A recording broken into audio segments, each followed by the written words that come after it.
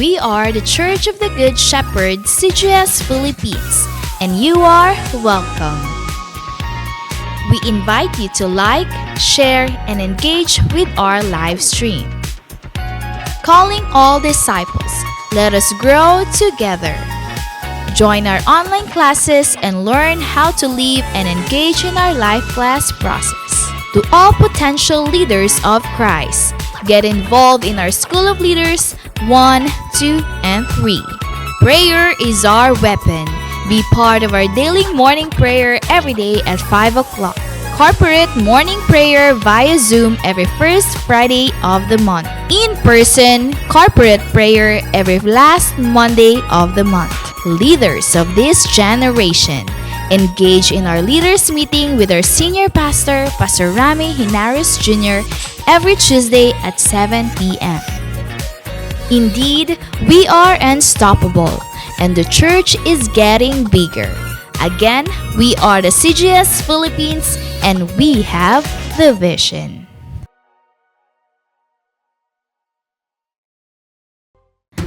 The Church of the Good Shepherd, CGS Philippines, is a vision-driven church committed to manifest and apply the G12 core values. I am a true disciple, Christ-likeness and multiplying ministry. Caught by the vision. Understand, live, and transmit the vision. Committed to sell life. Evangelism, leadership development, and multiplication. Passionate spiritually. Devotional life, prayer and fasting, and holiness. Submission to authority. Love, honor, and respect my leaders. Commitment to time. Manage and invest my time for the kingdom. Lifelong relationship. Accountability and responsibility. I love equipping and training. Training is my happy hour. I am a leader of 12 disciples. I am born to multiply. Accomplishing church goal setting. I support, help, and fulfill the goals. I want to see my church grow. Pray, work, and invest. The importance of young people. I will prepare the next generation.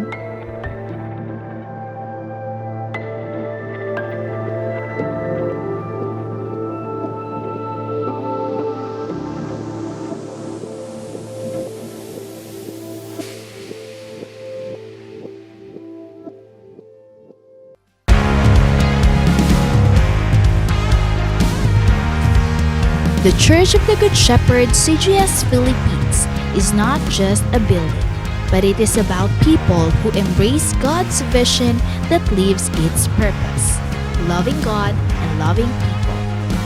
Previous years might be tough years due to the pandemic, but because of God's faithfulness to His church, the vision became even clearer and the calling of His disciples became louder. Through our online platforms, unexplainable breakthroughs become possible, and the church grows bigger and greater. With the help of God's vision manifested to His disciples and leaders, winning people became unstoppable, not just here in the Philippines, but also all around the world. Disciples, leaders, and pastors in different churches became one in spirit to continue to rise up and expand the territory of God's kingdom. As we celebrate and worship the Lord, more than 1,000 disciples woke up early at 6 in the morning for our online simbahay. And to further develop them, more people were involved in the process of discipleship. First in life class, where they learned how to live a life according to the will of God. After life class, To continue the works of God's vision, disciples were trained and equipped through the School of Leaders 1, 2, and 3. Truly, God is faithful and He will not let the church stay ordinary. This year, as the vision goes further, some of the pastors and leaders began to go to the places reached by our online platform. Together with Pastor Rami and Pastor Adele, the church visited some places in the Philippines to connect and expand God's kingdom, the church, and His vision.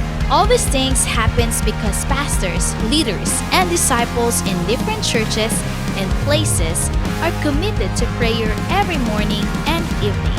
The vision will never stop, and His people will never be silent. It is true, the latter house is greater than the former, for we are the church of the Good Shepherd, and we have the vision.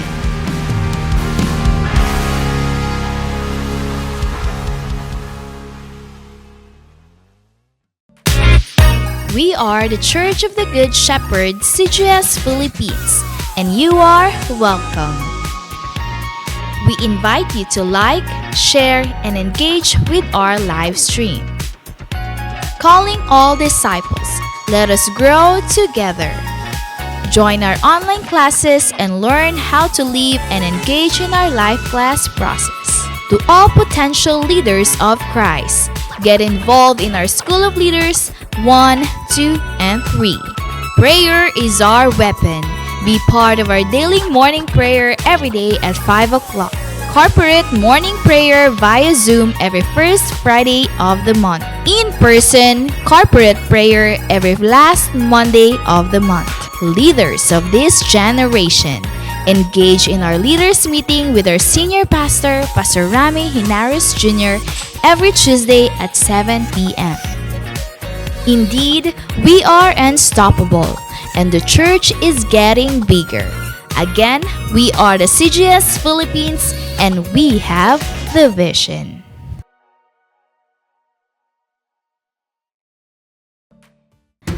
The Church of the Good Shepherd, CGS Philippines, is a vision-driven church committed to manifest and apply the G12 core values. I am a true disciple. Christ-likeness and multiplying ministry. Caught by the vision. Understand, live, and transmit the vision. Committed to sell life. Evangelism, leadership development, and multiplication. Passionate spiritually. Devotional life, prayer and fasting, and holiness. Submission to authority. Love, honor, and respect my leaders. Commitment to time. Manage and invest my time for the kingdom. Lifelong relationship. Accountability and responsibility.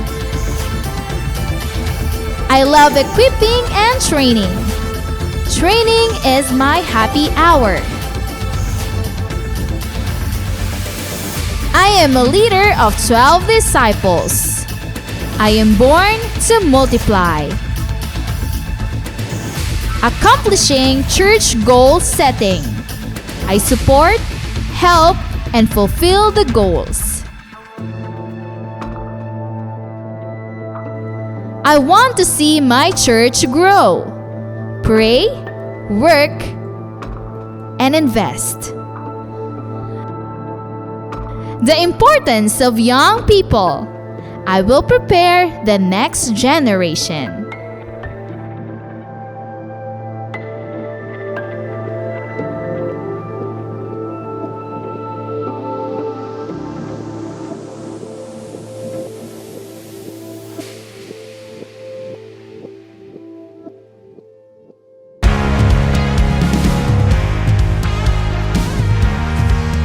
The Church of the Good Shepherd, CGS Philippines, is not just a building, but it is about people who embrace God's vision that lives its purpose, loving God and loving people.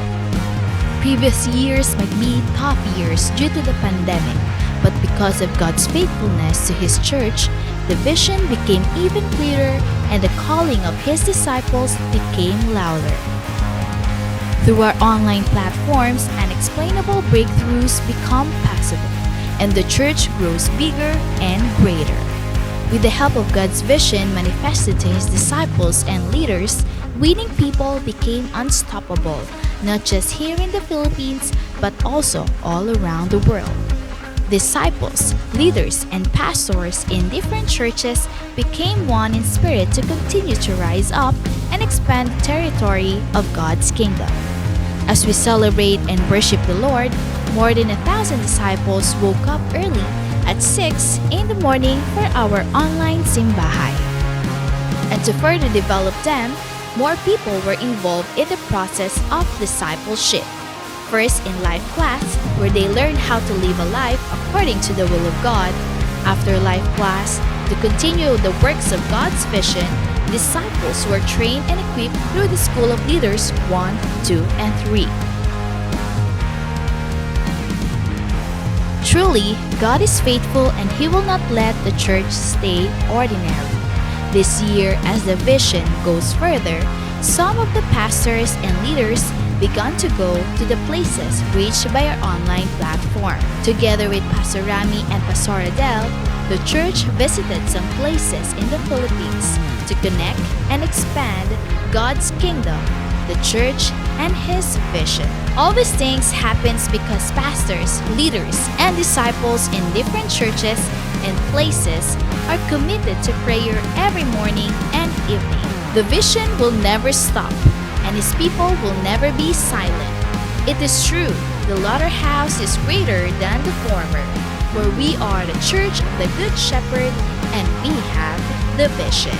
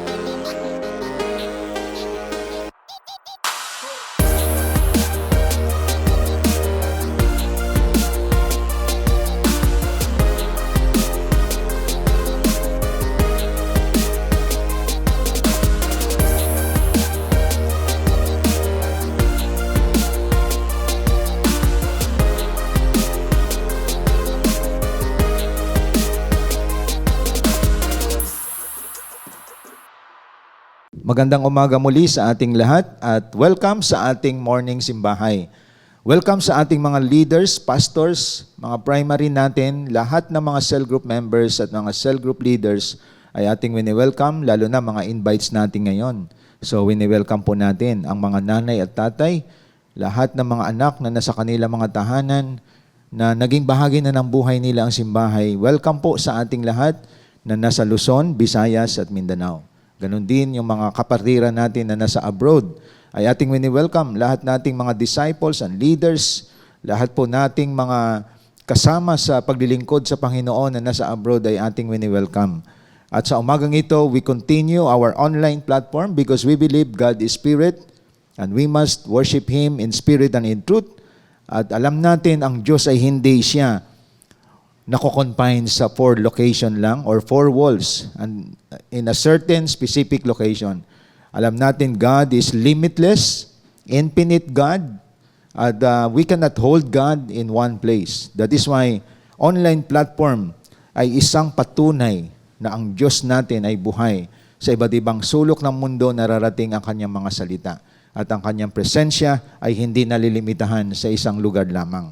Kaya sa umagang ito mga kapatid, kasama kayo sa pagtitipon natin dito sa online platform, kayo na may pagpapahalaga sa Diyos. At dito tayo ngayon ay sama-samang manalangin at pakinggan ang kanyang mga salita every Sunday. Let us pray.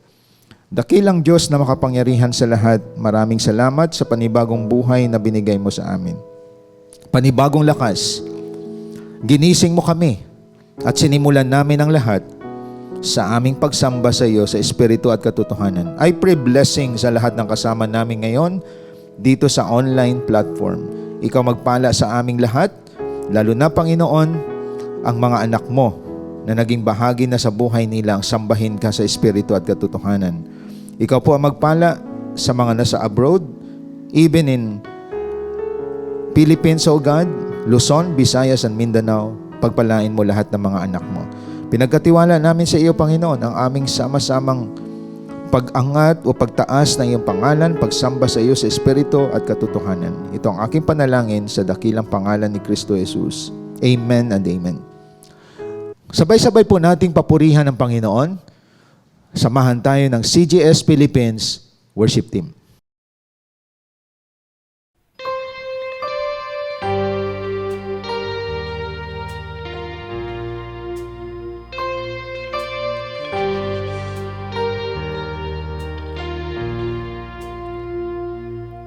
The weapon may be formed, but it won't prosper.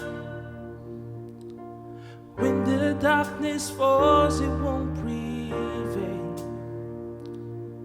Because the God I serve knows only how to triumph. And my God will never fail. Oh, my God will never fail. I'm gonna see your victory. I'm gonna see your victory. For the battle belongs to you, Lord. I'm gonna see your victory. I'm gonna see your victory. For the battle belongs to you, Lord.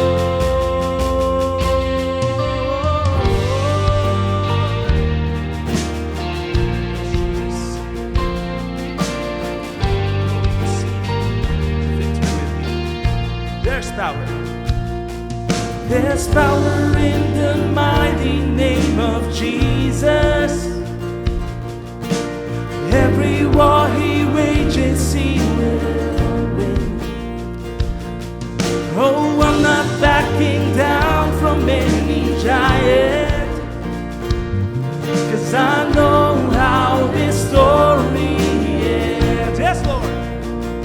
Yes, I know how this story ends.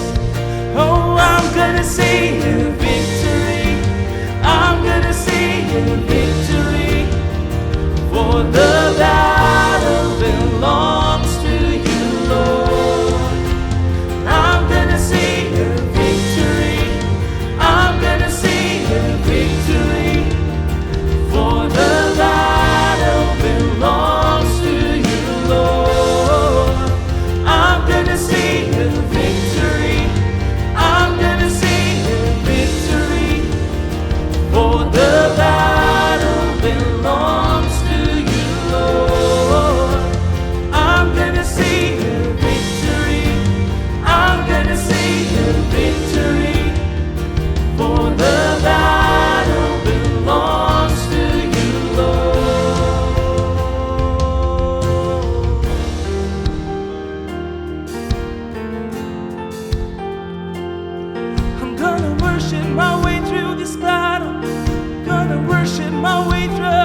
on, church.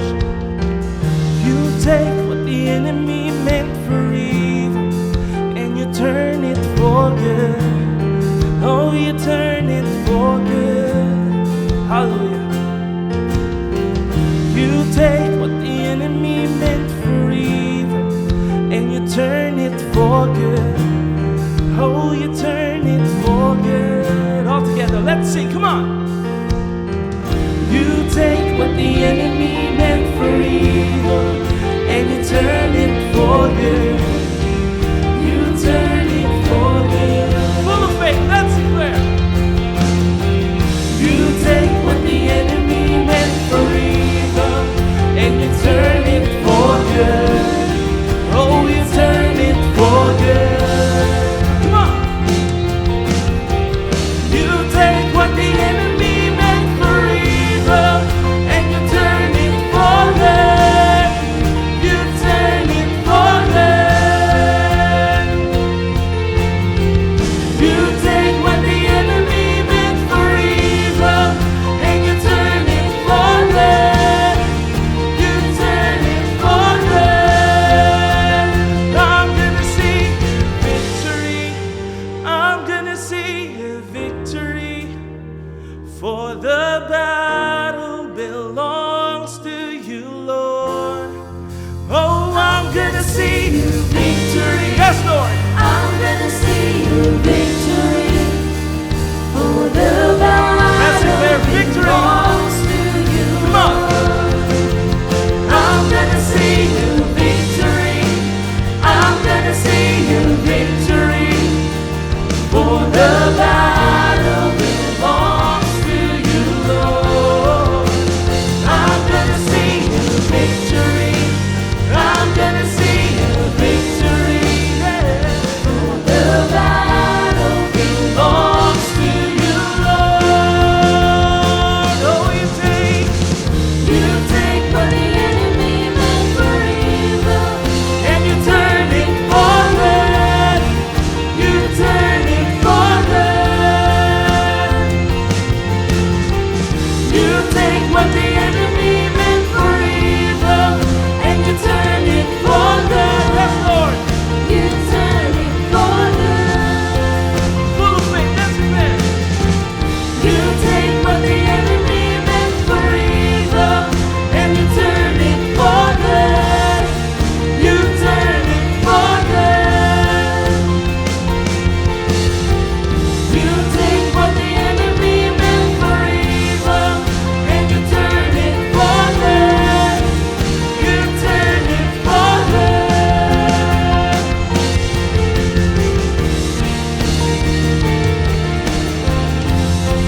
You are working in us, Lord.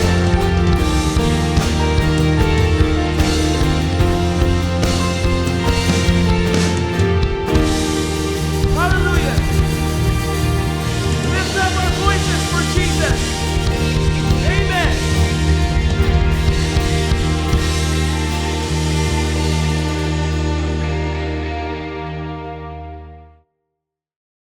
Salamat sa ating mga musician, sa mga mensahe na ating narinig, mga papuri na ating ibinigay sa ating Diyos na buhay, at ating pong ihanda ang ating mga ballpen, notebook, at the same time yung ating mga Biblia. Sa umagang ito, ang ating batayan, ang ating pag-usapan, makikita sa Romans 12:19-21. Sabi dito, mga minamahal, huwag kayong maghihiganti. Ipaubayan ninyo yon sa Diyos sapagkat nasusulat, akin ang paghihiganti, ako ang gaganti, sabi ng Panginoon. Subalit kung nagugutom ang iyong kaaway, pakainin mo. Kung nauuhaw, painumin mo. Sa gayon ay magbubunton ka ng mga baga sa kanyang ulo. Huwag kayong magpadaig sa masama, kundi daigin ninyo ng mabuti ang masama. Ang ating pag-usapan sa umagang ito is about the word vindicated. Pag sinabing vindicated, isang perfect example si Jesus Christ. Nung nandito siya sa lupa, ay maraming nag-react maraming mga accusations siyang natanggap. Tinawag siyang false teacher, tinawag siyang false prophet, at ang mabigat sa lahat, pinagbintangan siyang kriminal. Isa siyang kriminal. Ibig sabihin, kung sa salitang rejection, isa si Jesus Christ sa matinding nireject sa mundong ito. Siya ay, kumbaga, ejected ng mga tao. Siya ay nilalayuan ng mga tao. Sa pag-aalipusta, naranasan niya. Dinuraan siya, talagang hindi siya ginalang ang ating Panginoon. Hanggang sa huling hininga ng buhay niya, maraming gustong siya ay mamatay. Ngunit kung tingnan po natin, sa bandang huli, he was vindicated.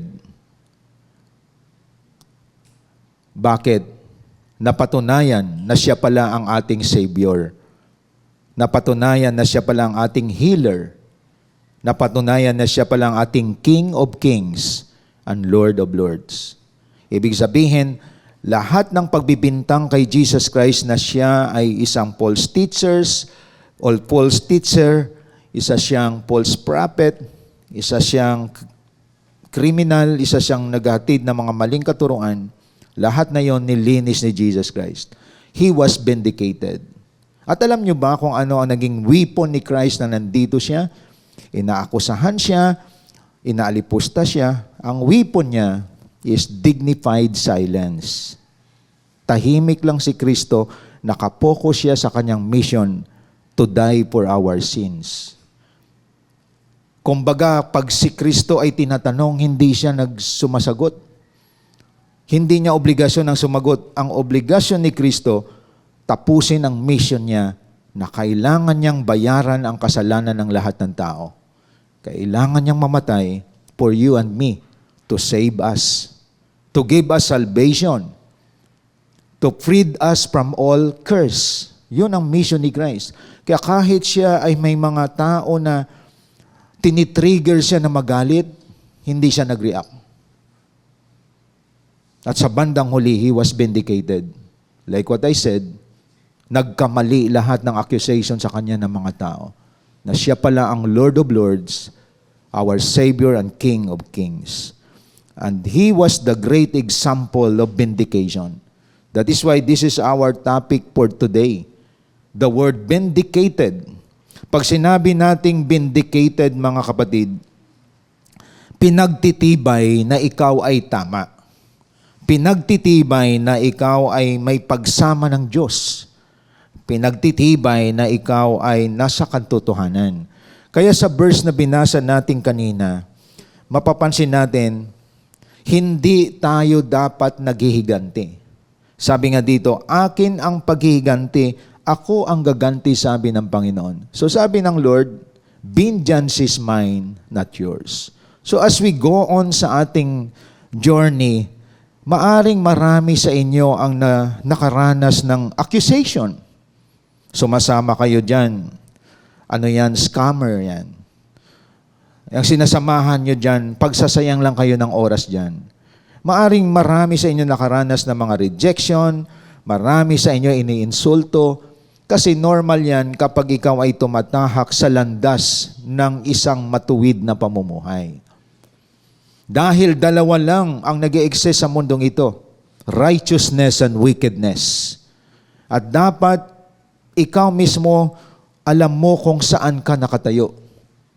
At tandaan po natin, kapag ikaw ay nasa tama, mararanasan mo ang mga pag-aalipusta, pag-a-accuse sa iyo, pag-put down sa iyo ng tao, pagbubuli sa iyo ng mga tao. So makikita natin, if you have no God in your life, nabasa ko nga sa Facebook, may isa na namang namatay na isang Korean celebrity. At ang background, marami nang bubuli sa kanya. Sa media, maraming namamatay na mga celebrity sa Korea, mga kapatid. Hindi nila kayang harapin ang anumang mga masasabi nating mga hardship o kaya kahirapan, lalo na sa mga relationship. At mabuti na lamang nakilala mo ang Diyos na iyong defender sa buhay mo. At walang pagkakaiba sa time natin ngayon. Hindi lahat ng tao mapiplease mo. May mga taong kumakalaban sa iyo, kumukontra sa iyo, even ikaw ay nakatalikod. Pero tandaan natin, sustain your life na ikaw ay nasa tamang landas ng buhay. That is why, this is very important itong ating pag-usapan. The word vindicated, Jesus is the best example. If you are a follower of Jesus Christ, ganun din ang mangyayari sa iyo. May mambubuli sa iyo, pagtatawanan ka, but always remember this.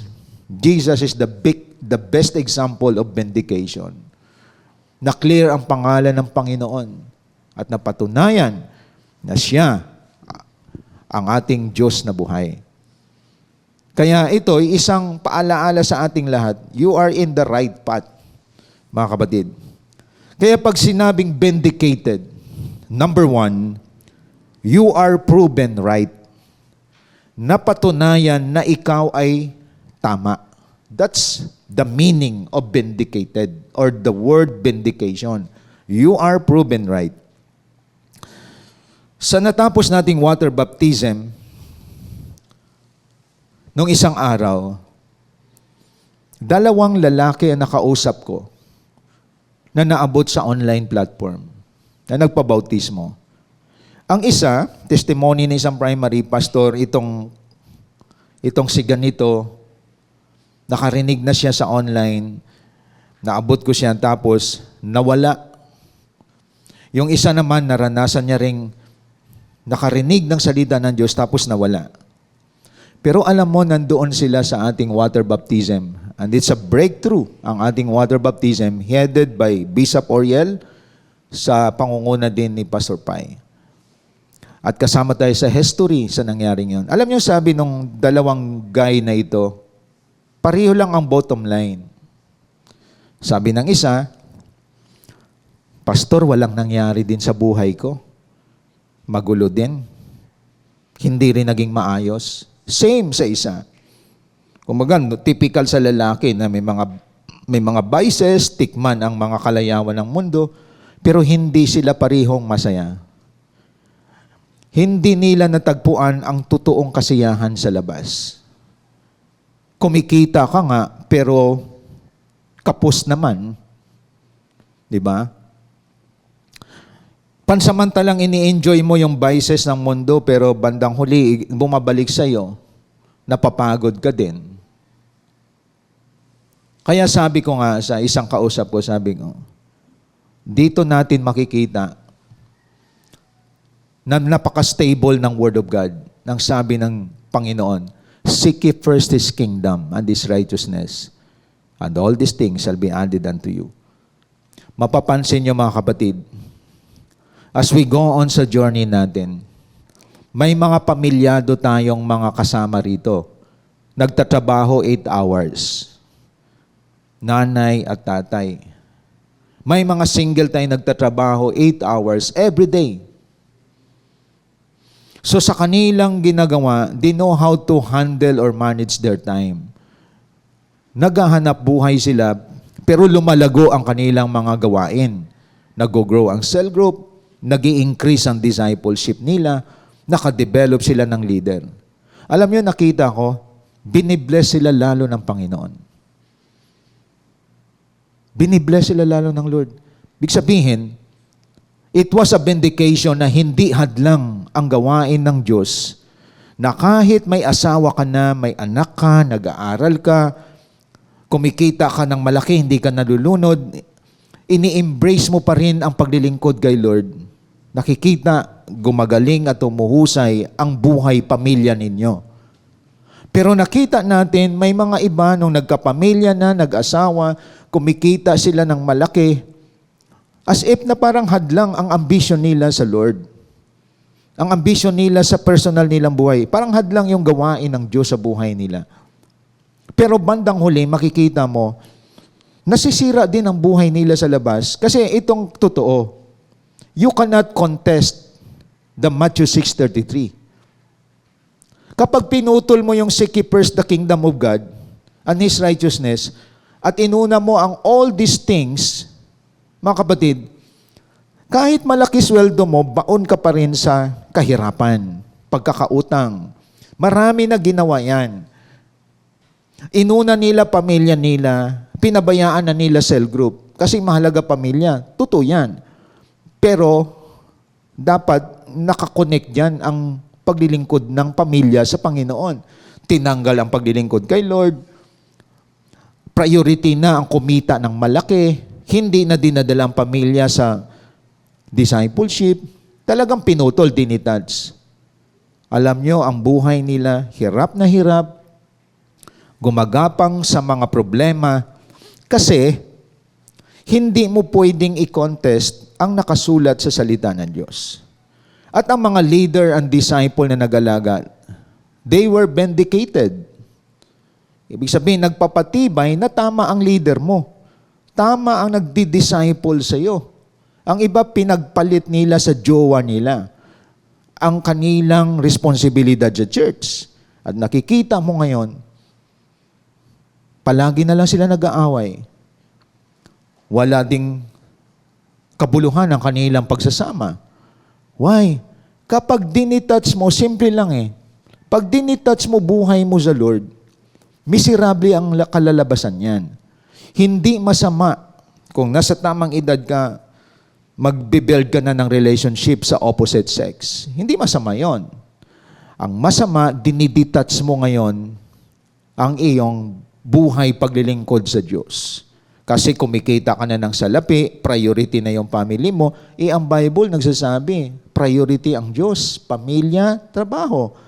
You know the order supposed to be. Dapat Diyos, pamilya, ikaw yung nasa panghuli, mga kapatid. At nangyari, ang Diyos hindi na makita sa buhay mo. At napatunayan natin, naranasan niya ng mga leaders natin. Ina-abandon sila, nilalayuan sila, na as if ang gawain ng Diyos ay kasumpa-sumpa. Sa ngayon, it takes humility na bumalik sa Lord. At may mga nagsibalikan. At yung nabautismuhan ng isang araw, yun ang dalawang lalaki na sabi nila, wala ring nangyari, pastor, sa buhay ko.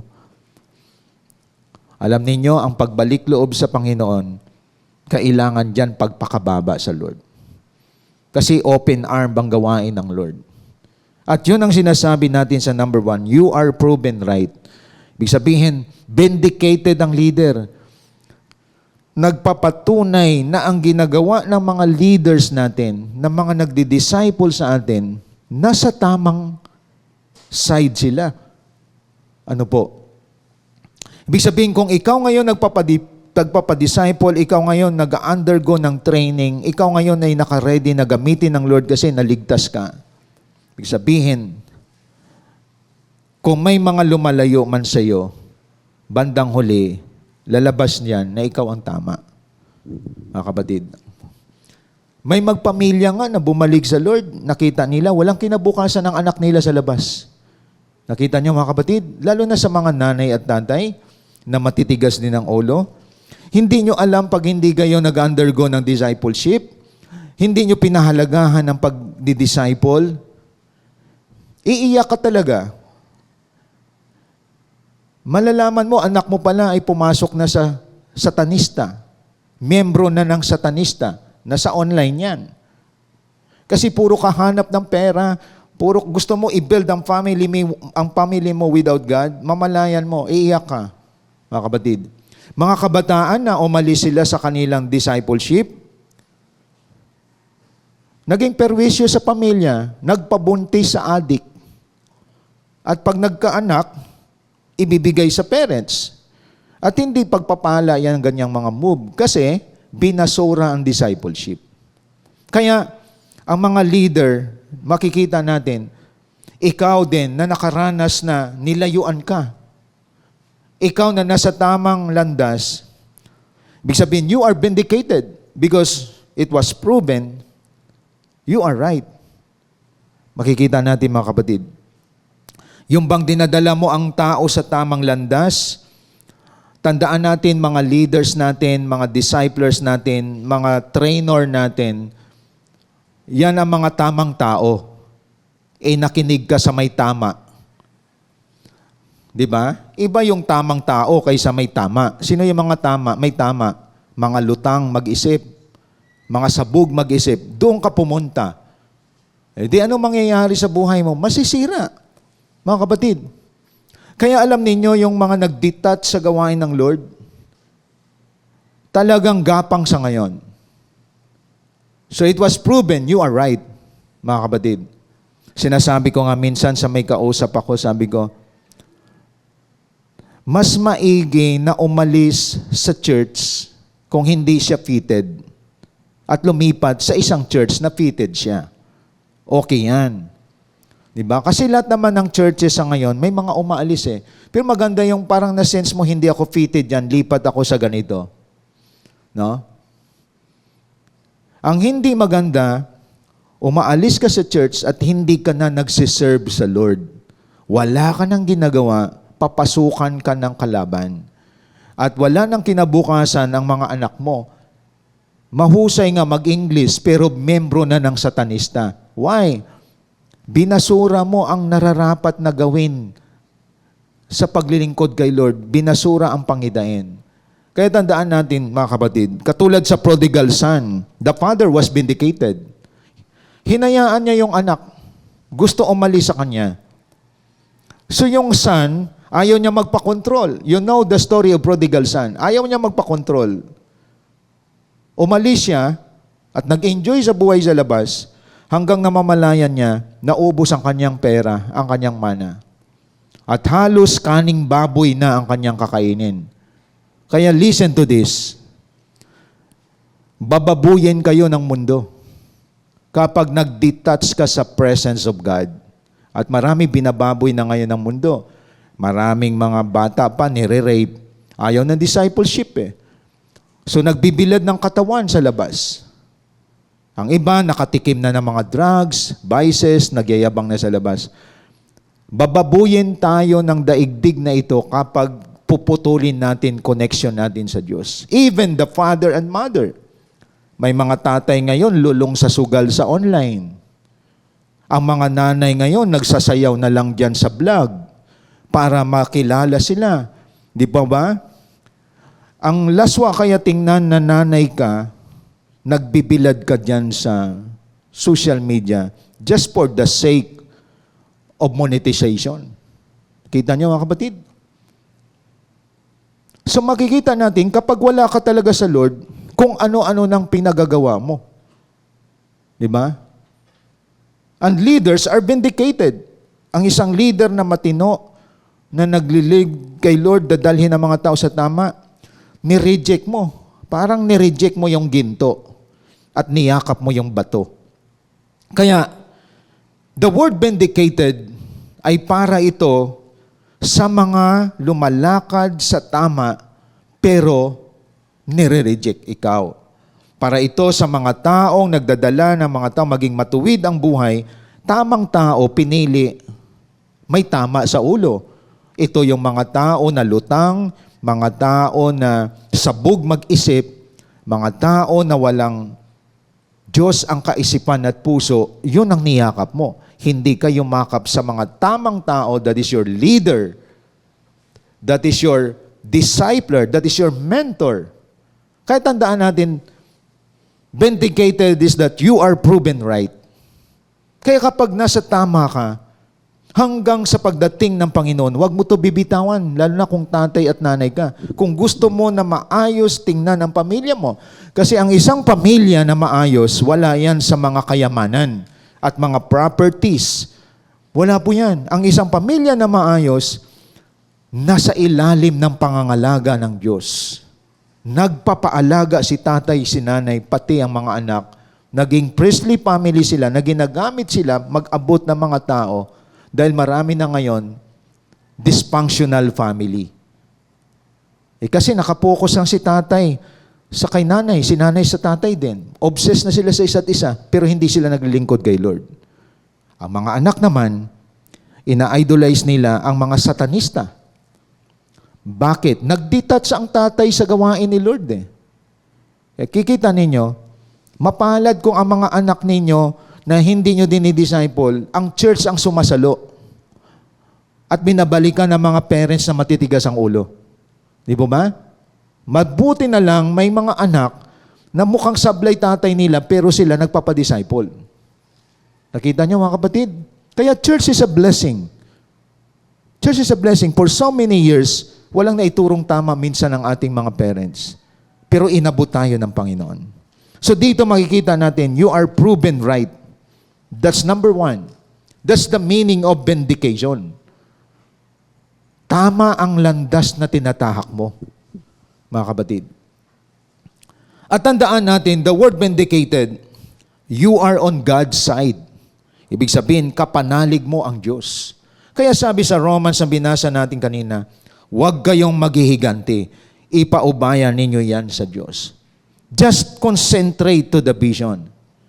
Sa Ilonggo, huwag ka magtimalos. No? Huwag ka mag-revenge. Huwag ka mag-revenge.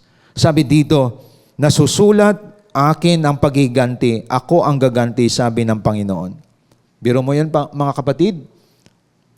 Ang vindication nandyan sa kamay ng Diyos, mga kapatid.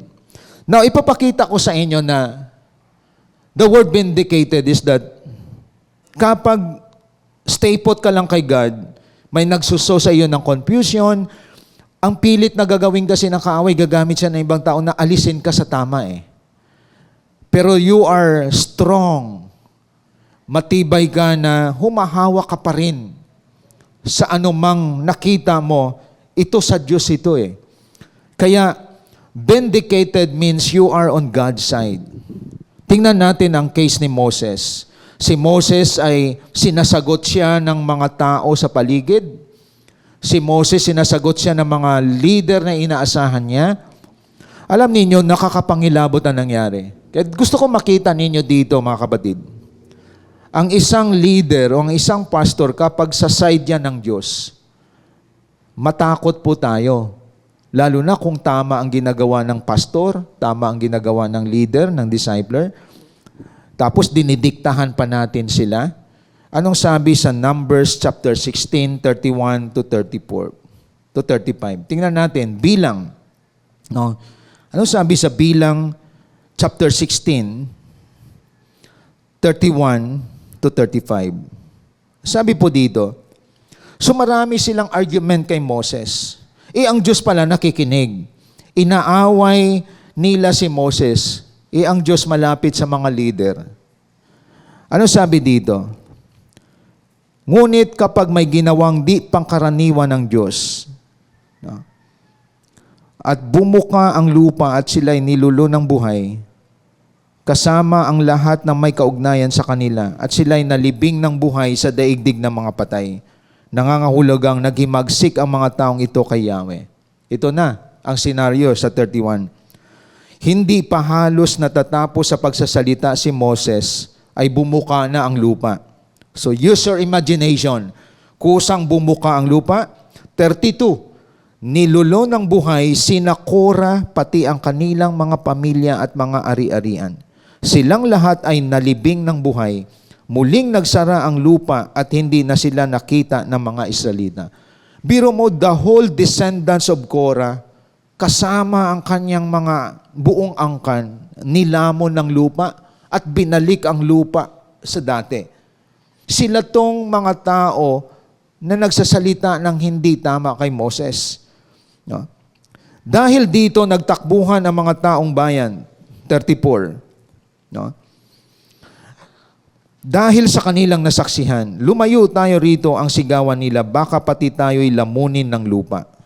Pagkatapos nito'y, ito pang nakakapangilabot, 35, nagpaulan ng apoy si Yahweh at sinunog ang 250 na mga tao, kasamahan ni Korah na nagsunog ng insenso. So biro mo, nagpaulan ng apoy ang Diyos. Ang 250 ang namatay. Now, what's the lesson? Kapag ang leader ay nasa side ng Diyos, ang Diyos ang maghihiganti. And that is vindication. Kaya tandaan natin, if you are a leader, may mga accusation sa inyo, o kahit ikaw bagong Kristiyano, nakakilala ka kay Lord, pinipersecute ka ng family mo, just sustain your service to God. Mga kapatid. Kasi ang Diyos ang naghihigante to clear your name para linawin na tama ang ginagawa mo, tama ang galaw na ginagawa mo. Kaya nga, kahit si Gamaliel, isa siyang leader ng mga Pariseo, ang mga apostol ng Panginoon ay pinipersecute. Anong sabi ni Gamaliel? Acts 5:39. Tingnan po natin, para makita po natin, hindi mo pwedeng banggain ang mga taong nagtuturo ng salita ng Diyos. Even ang isang Pharisee, pinuno ng mga Pharisee, si Gamaliel, sabi niya in Acts 5:39. Tingnan po natin yung Acts chapter 5, verse 39. Ano sabi po dito? Habang nagtuturo ang mga apostol dito sa gawa, sabi ni Gamaliel, verse 38 to 39 ng gawa chapter 5. Kaya't ganito ang payo ko, huwag ninyong pakialaman ang mga taong ito. Hayaan ninyo sila kung ang kanilang plano o kilusan ay mula sa tao, ito'y kusang maglalaho. Ngunit, verse 39, kung ito'y mula sa Diyos, hindi ninyo ito mahahadlangan at lilitaw pang kayo'y lumalaban sa Diyos. Sinunod nga nila ang payo ni Gamaliel. So si Gamaliel sa time na yon, siya ay kinikilalang head ng mga Pharisees, ginagalang siya. May wisdom na binigay kay Gamaliel. Kung hindi sa Diyos yan, maglalaho yan. Pero kung sa Diyos yan, lumilitaw, hinahadlangan nyo ang Diyos. Hinahadlangan nyo ang gawain ng Diyos. At lumilitaw na kayo'y lumalaban sa Diyos. Nakita nyo mga kapatid? So nagpapakita dito na no one can stop the works of God. No one can stop the works of God. Hindi mo pwedeng hadlangan ang gawain ng Panginoon. Lalo na kung ang mga namumuno ay dalisay na naglilingkod sa Panginoon. At ang tawag dyan, you are vindicated as a leader, as a discipler. You are vindicated as a new convert na mali ang sinasabi ng mga kaibigan mo. Nasira ang buhay nila pero ikaw napabuti buhay mo. So you are on God's side. Ibig sabihin, may wisdom ka mula sa Lord. Ang masaklap, nasa tama ka na, sumama ka pa sa mali. Di ba? That is foolishness. Nakita mo na nasa right track ka na, natukso ka pa ng mundo. Kaya alam ninyo, maraming nahihiya na nga. Gustong-gusto nilang magbalik loob sa Lord. Kaya nga, it takes humility. No? Swallow your pride and go back to God. Kasi between right and wrong ang buhay sa mundong ito. Mga kapatid, maraming kabataan sira na buhay. Nagyayabang, walang discipleship, ayaw sumunod sa leader, even sa mga parents, pati ang parents, sakit na sa ulo ang mga anak. At may mga anak din, sakit sa ulo ang kanilang magulang. Bakit? Kasi ang ating line of journey is about living in righteousness. So lahat tayo dapat doon tayo dumadaan. Kapag lumabas ka sa line of righteousness, mga kapatid, at feeling mo yung tao na nag-guide sa iyo, mali siya, pero dinadala ka sa Panginoon, mamalayan mo ang taong yon ay living in righteousness. At yung tao na palang yon ay nasa side siya ng Diyos. Kapanalig niya ang Diyos. Pinili mo yung evil side. The side of an evil. Kaya evil works ang ginagawang mo. Puno ka ng kasinungalingan, puno ka ng kalukuhan, puno ka ng pambubuli. Pero at the end of the day, you are defeated. But if you are on God's side, you are always victorious. Kapag sa side ka ng Diyos, tagumpay ka palagi, payapa ka palagi. Maraming mga maranasan mo ang pagpapala ng Diyos. Because you are on God's side. Another one, para may pakita ko sa inyo na dapat nagre-regard tayo ng respect sa mga taong nilagay ng Diyos. Respect your leader. Respect the pastor given to you. I-respect natin yung ating mga mentor. Igalang natin yung ating mga discipler. Kasi sila yung nagpo-protect sa atin na binigay ng Diyos. Another thing, makikita ninyo mga kapatid dito, si Prophet Elisha, isang typical example, isa siyang propeta. Siya ay kinantyawan ng kabataan. 2 Kings chapter 2, 23 to 24. Tingnan po ninyo, no? Dinisrespect siya. 2 Kings chapter 2. Tingnan natin kung anong nangyari nang dinisrespect nila si Elisha. 2 Kings chapter 2,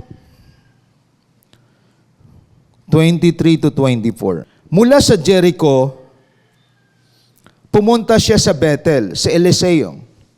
Sa daan, may mga kabataang lumabas mula sa bayan at pakutyang sinabi sa kanya, "Umalis ka rito, kalbo." So, tinawag siyang kalbo. "Umalis ka rito, kalbo." Dito ko nga nakita si Elisha pala walang buhok. So, kinantyawan siya ng mga kabataan. Alam nyo, itong masaklap. Nilingon niya ang mga kabataang yon at sinumpa sila sa pangalan ni Yahweh. Mula sa kagubatay, lumabas ang 2 babaeng oso.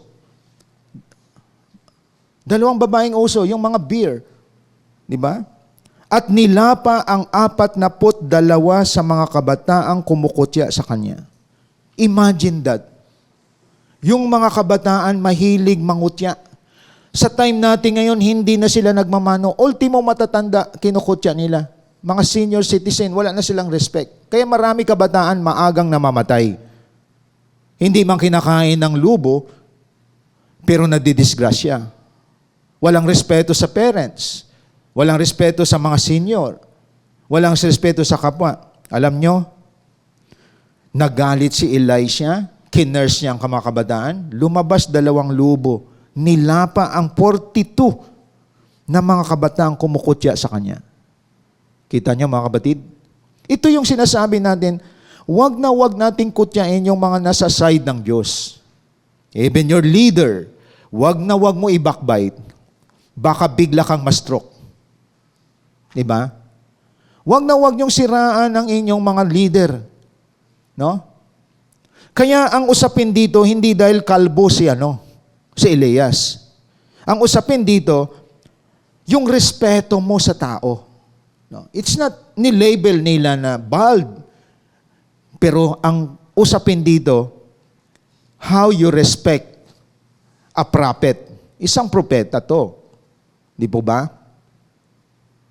So matindi sa panahon ng Old Testament, pumapatay talaga ang Diyos sa mga lumalaban, sa mga leader.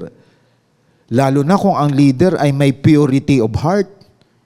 Di ba? Tapos umiyak pa yung leader. Sasabihin ko sa inyo, pag umiyak ang leader, pag umiyak ang pastora o pastor, dahil sa pagsuway ninyo, mga kapatid, magtataka ka may nangyayari na sa buhay mo. Kasi kakampi ng Diyos ang mga lingkod niya. Lalo na kung lumalakad sa tamang landas sa mga taong ito. Mga kapatid, biro mo, iniyakan ka ng leader mo, kahit kumikita ka ng malaki, hindi ka magtatagumpay. Biro mo, binatawan mo yung responsibilidad mo dahil lamang sa isang maling bagay na ginawa mo. Tandaan natin, you cannot recover hanggat hindi ka nagpakababa. Kaya listen to this. You are on God's side kapag ikaw ay tumatahak sa landas ng katuwiran na binigay ng Diyos sa iyo. Kaya, ang isang gusto kong maibigay sa ating lahat dito, if you are now sa stage ka ng paglilid ng mga tao, sa stage ka ngayon na nagpapatrain sa discipleship, nag-aakay ka ng mga kaluluwa, pinagtawanan ka, baguhan ka, pinagtawanan ka, you are on God's side. Kapanalig mo ang Diyos. Yung nagtatawa sa iyo, balang araw lalapit sa iyo yan at magpakababa. Kaya, ang lesson nito sa atin, ano pa ang dahilan na lumayo ka sa Diyos kung alam mo nasa side ka ng Diyos? Dalawa lang ngayon ang mundo sa mundo. Evil side and God's side. Mga kapatid, ang nasa God's side, gusto niya may makitang na bago buhay. Ang sa evil side, gusto niya maraming mapahamak. Maraming masira ang buhay. Kita niyo mga kapatid, kaya yung mga nasa God's side, pilit na kinukuha yan ng kaaway. Gumagamit siya ng mga tao na ilayo sa Diyos. Pero ikaw ngayon na may wisdom mula sa Lord, you know how to handle it. Because you are on God's side. Kaya may tug of war ang ating buhay sa mundong ito. Alam niyo ba pag sinabing tug of war, naghihilahan ngayon ng lubid ang mabuti at masama. Ang mabuti hinihila yung gawaing masama papunta sa mabuti. At ang masama naman hinihila yung mga nasa katuwiran dalhin sa kasamaan. Kaya tanong ko ngayon, saan ka hinihila? Ito bang gawain natin sa online, hinihila ka ba sa kasamaan? O hinihila ka sa katuwiran? O ikaw yung nasa katuwiran, nagpapahila ka sa kasamaan? Listen to this. Kung ikaw yung nasa katuwiran at ang iyong mga inalagaan pumunta sa kasamaan, mapapahamak sila, then all of them will conclude he or she is on God's side. Tandaan po natin yon. Si Moses, nagpapatunay siya na kasama niya ang Diyos. Biro mo, ang mga kumukutya kay Moses na mga leader niya rin, pati ang buong pamilya nilamon ng lupa. Nagagalit ang Diyos na ang mga leader na lumalakad sa kabanalan ay pinagtatawanan, pinagsisiraan. Tandaan natin yon. That is why we always teach we need to humble ourselves before God, lalo na sa mga nilagay ng Diyos sa atin sa itaas. We need to pray for them because they are on God's side. At kahit na ikaw ngayon na lumalakad sa landas ng katuwiran, dapat maituro ito sa mga tao dahil madelikado buhay nila. Mga kapatid, tingnan ninyo si Jesus Christ, inalipusta siya, pinagtawanan, namatay lahat ng tao na yon. So makikita natin, isang proof ito na you are on God's side. Wala kang dapat ipangamba. Wala kang dapat ikatakot. Wala ka dapat confusion. Hindi ka dapat nagko-confuse kung hinihila ka patungo doon sa kasamaan, nag-o-offer yan ng mga matatamis na salita. But if you know this is now right, ang aking pinasok, ito na yung tama, hindi na ito ang mali. Dahil may mga taong nagme-mentor sa iyo, wala kang dapat ika-confuse. Because you are on God's side. At mapapansin mo lamang, you are vindicated dahil may mga taong hindi naniwala sa iyo, pero ang buhay nila ngayon naging miserable. Hindi ka naman natutuwa. Kaya lang, hindi ka nila pinaniwalaan. Hindi nila alam na ginamit ka ng Lord para abutin sila. Ayon. Kaya makukompare mo ang buhay na nasa side ng Diyos at ang buhay na nasa side ng evil. Dito walang kapayapaan. Kumikita, may pera, kumpleto naman, pero sira na ang mga buhay. Ikaw simpleng namumuhay, nabubuhay everyday, sumusunod ka sa Diyos, pero ang buhay mo ay punong-puno ng fulfillment at satisfaction because you are on God's side. You are vindicated, mga kapatid. Ibig sabihin, kapanalig mo ang Diyos sa buhay mo.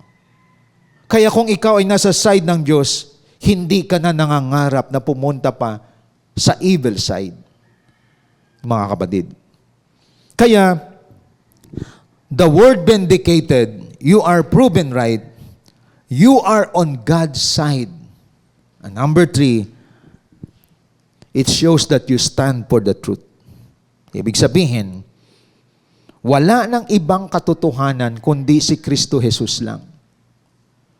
Wala nang iba pang magbibigay ng katotohanan kundi ang Panginoon dahil siya lang ang nag-declare na He is not only the way, but He is the truth. Emphatic yun dahil sinabi niya, I am the truth. Hindi na sinabi na, I am a truth. So definite yan. Siya lang ang totoong katotohanan. So you are vindicated if you stand for the truth. Because the opposite of truth is lies. Kasinungalingan, mga kapatid. Ngayon, kapag sakop ka ni Jesus Christ, you speak truth. You live in the truth. So ang buhay mo walang pagkukunwari.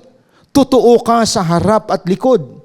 Totoo ka sa church at sa tahanan ninyo. Hindi ka dalawang mukha na kapag sa church ka, banal ka. Pag sa bahay ninyo, nagsisigaw ka, nangaaway ka. That is not living in the truth. If you are in the truth and you stand for the truth, may nakakita man o wala, you live in the truth. Hindi ka nagiging mapagkunwari na tao. Nakuha niyo mga kapatid? Kaya mapapansin po natin, even people will accuse you, you stand for the truth, bumerang sa kanila yon, bumabalik sa kanila. Kasi, ang iyong batayan ng buhay mo, namumuhay ka ng may katotohanan. Hindi ka nagsisinungaling. Hindi ka nagkukunwari. Hindi ka nagbabanal-banalan. Rather, you are really living in holiness. At ang holiness na yan ay hindi panlabas, kundi sa loob. Na you confess your sin. You repent before God na walang nakakita, palagi kang humihingi ng patawad sa Diyos. Because you live in the truth and you stand for the truth. And anyone accuse you, sabihin na plastic yan, nagbanal-banalan lang yan. Bumangga sila ngayon sa Panginoon.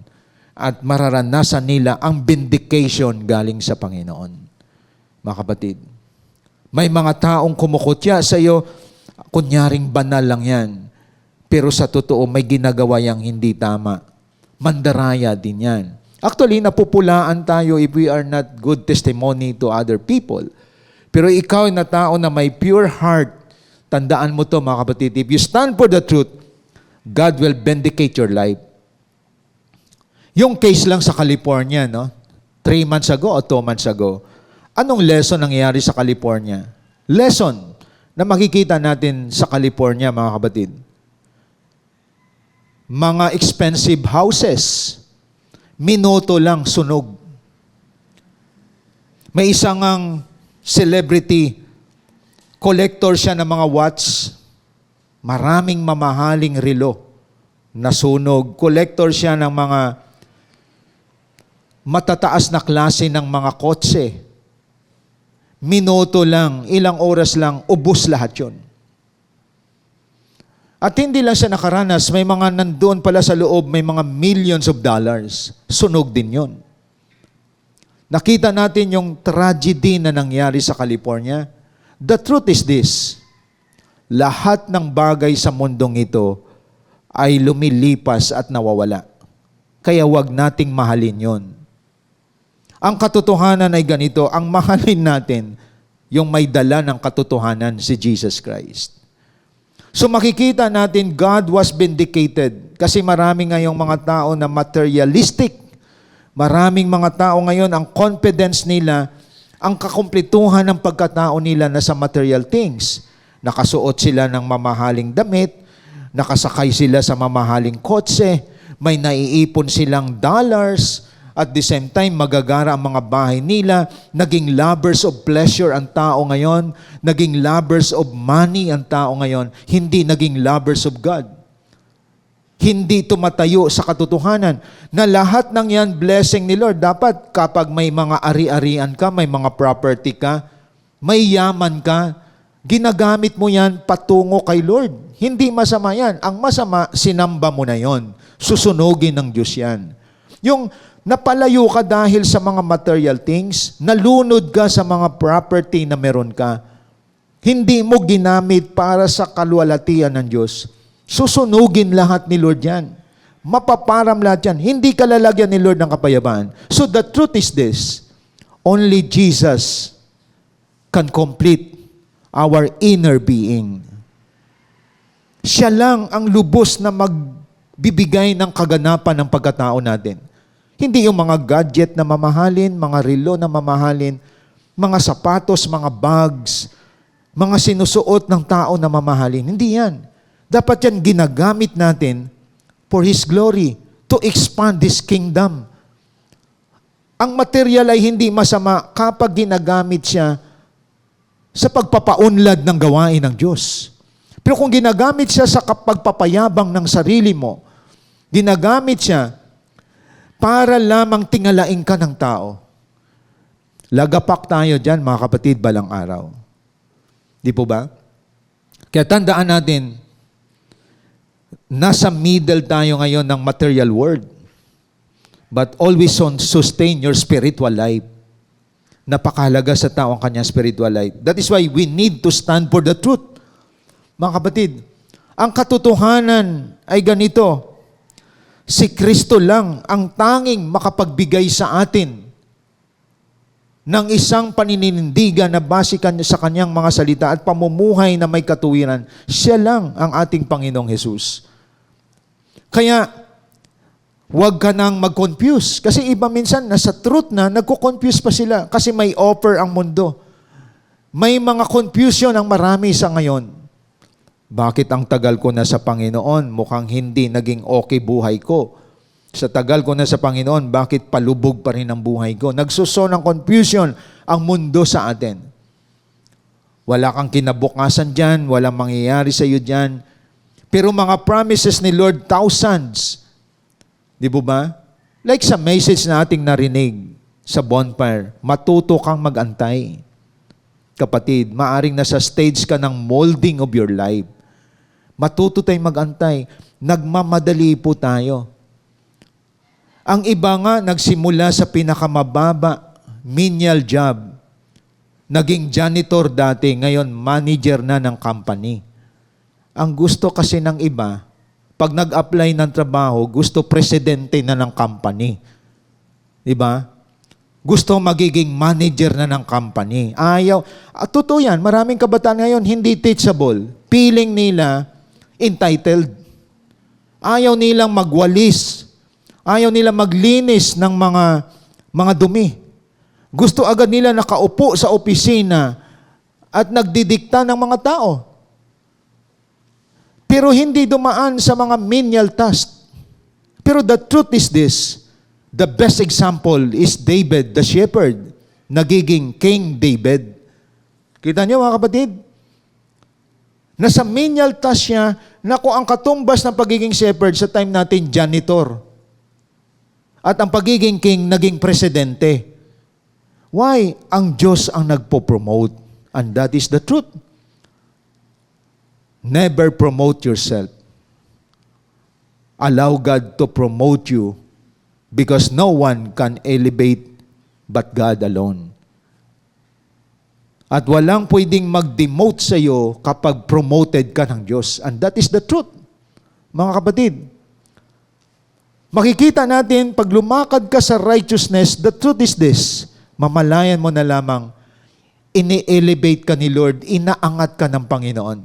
And no one can stop you because you are on God's side and you stand for the truth. And that at the end of the day, you are vindicated. Maliit ang tingin sa iyo ng mga tao dati. Ngayon, tumitingala na sila sa iyo. Why? Ginamit ni Lord ang ordinary person, ikaw yon, to make you extraordinary. Because you fight for the truth.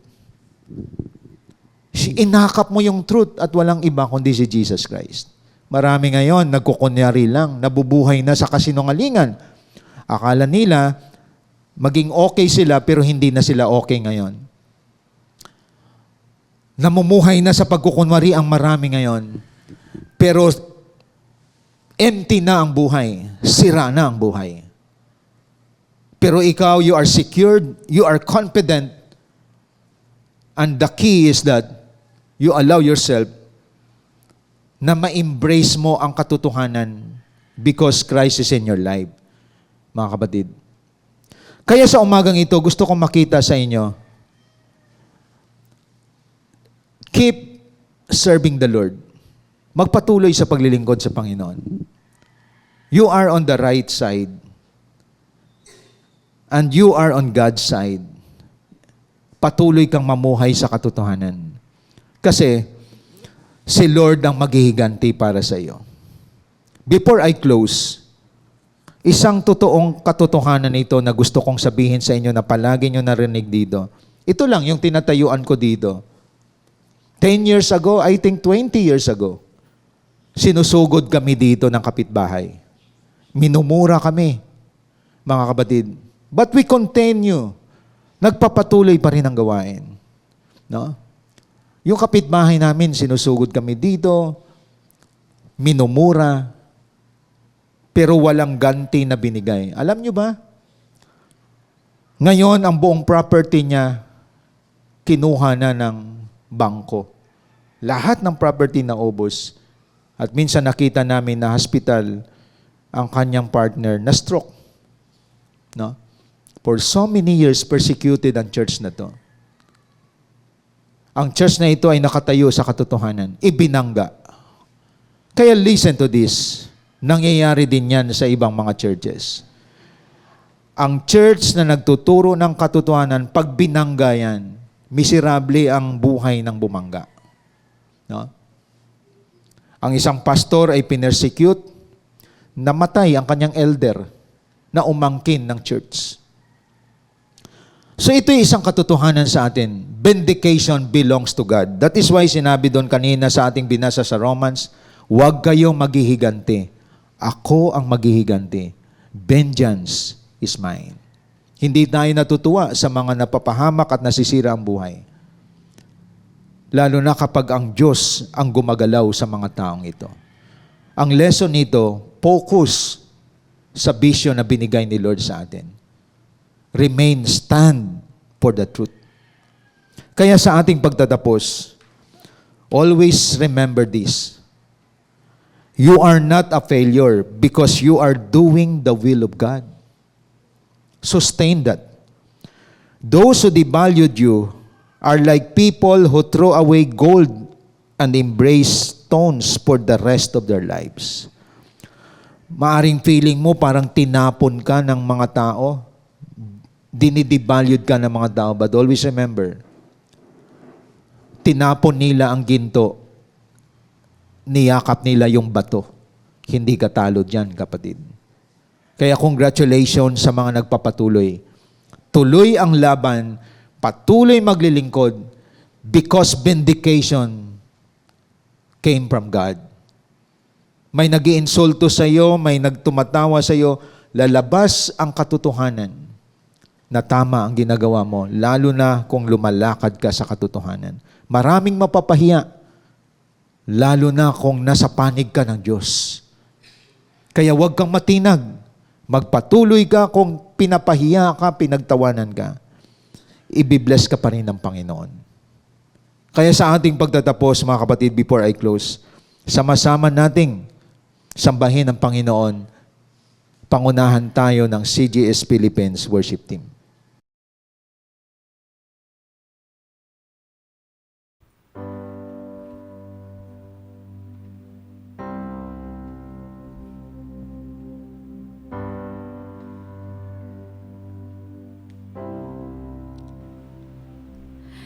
Go before I know that you've even got to win my war.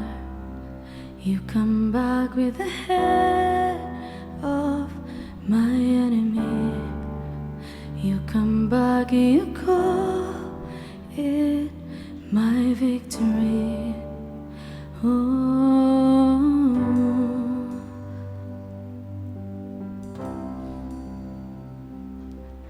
You go before I know that you've even got to win my war. Your love becomes my greatest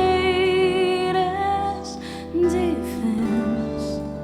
It leads me from the dry wilderness,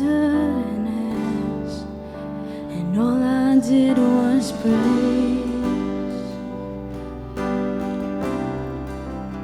All I did was worship. did was bow down. All I did was stay still.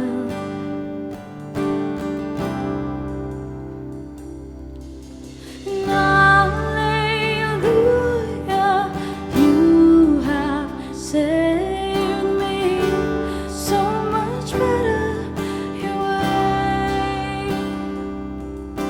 And hallelujah, great defender, so much better your way.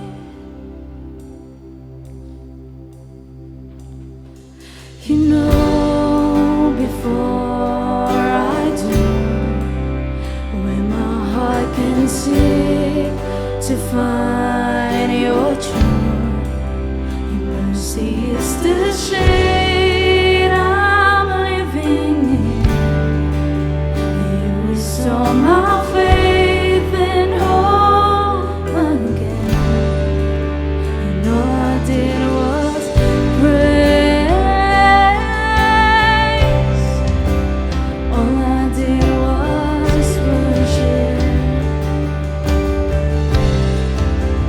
All I did was bow down. All I did was stay still, stay still. Hallelujah, you have saved me so much better your way. And hallelujah, great defender, so much better your way.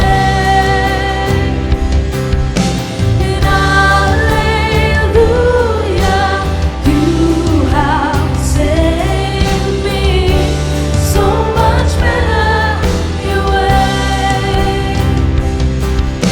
And hallelujah, great defender, so much better your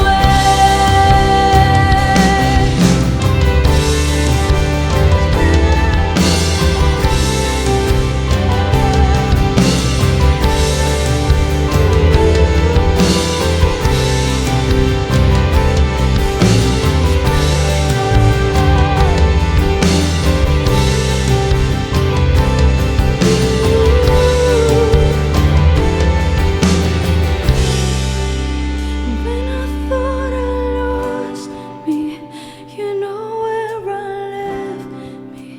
You reintroduced me to your love. You picked up all my pieces, put me back together. You were the defender of my heart. And when I thought I lost me, you know where I left me. You reintroduced me to your love. You picked up all my pieces, put me back together. You are the defender of my heart. And when I thought I lost me, you know where I left me. You reintroduced me to your love. You picked up all my pieces, put me back together. You are the defender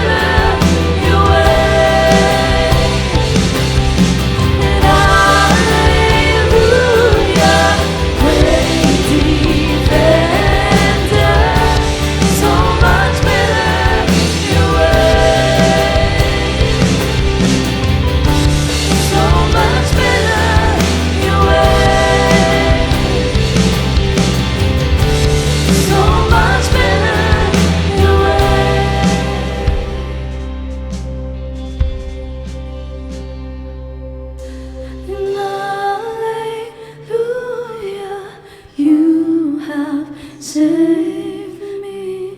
So much better your ways. And hallelujah, great defender. So much better your way. So much better your way. So much better your way.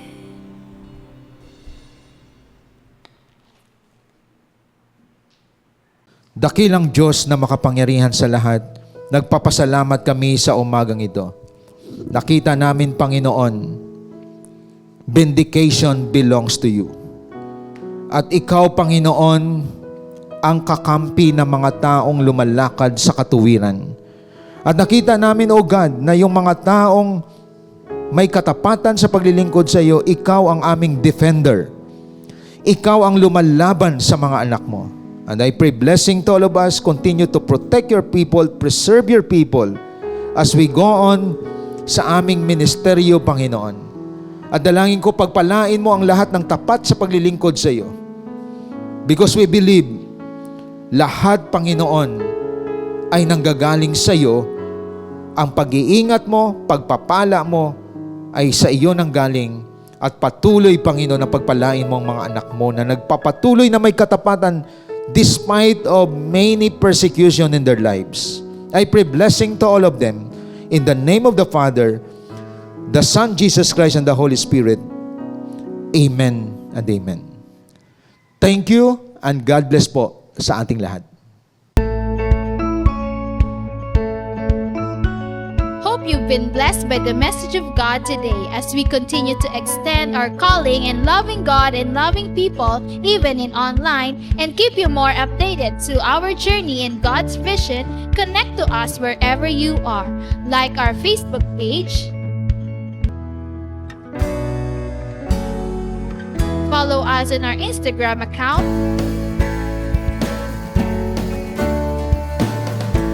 and subscribe to our YouTube channel. Be a blessing and always be updated. Are you blessed?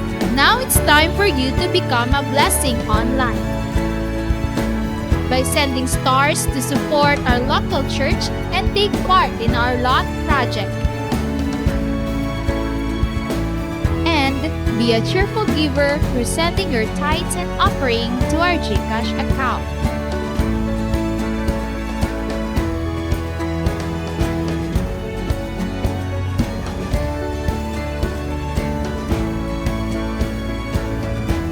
See you on our next online worship. Thank you and God bless.